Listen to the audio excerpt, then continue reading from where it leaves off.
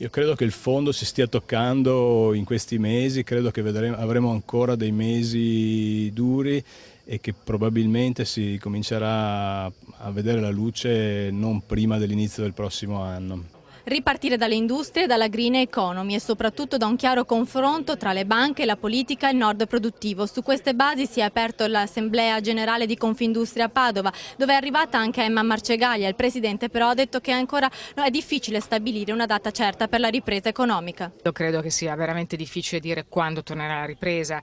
Sicuramente quello che è chiaro è che abbiamo davanti un percorso lungo e difficile per tornare ai livelli di produzione precedenti alla crisi. Quindi nessuno sa esattamente quando finirà la crisi, ma non abbiamo davanti un periodo facile. Il pubblico delle grandi occasioni ha accolto l'arrivo all'Assemblea degli industriali padovani di Emma Marcegaglia, oltre 1700 tra politici e industriali padovani. Dal palco intanto Francesco Peghin, presidente di Confindustria Padova, lanciava un SOS alle banche e alla politica. Solo il confronto tra queste tre realtà, banche, governo e imprese, si potrà imboccare la strada verso la ripresa.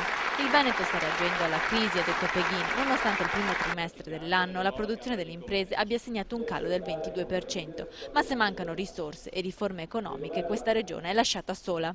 Il primo tema ovviamente è quello delle regole dei mercati finanziari e dell'economia. Noi condividiamo l'idea del ministro Tremonti, condivisa anche dall'Ocse e dalla cancelliera Merkel, di andare nella direzione di avere più regole anche dettate da maggiore etica e maggiori valori, quindi questo è positivo. L'importante, come noi diciamo sempre, però, che non prevalga una logica di iperregolamentazione, quindi sì nuove regole, sì un richiamo ai valori, ma no una iperregolamentazione che alla fine azzopperebbe ulteriormente i mercati bancari. Ci aspettiamo una risposta chiara al protezionismo, cioè un no forte al protezionismo.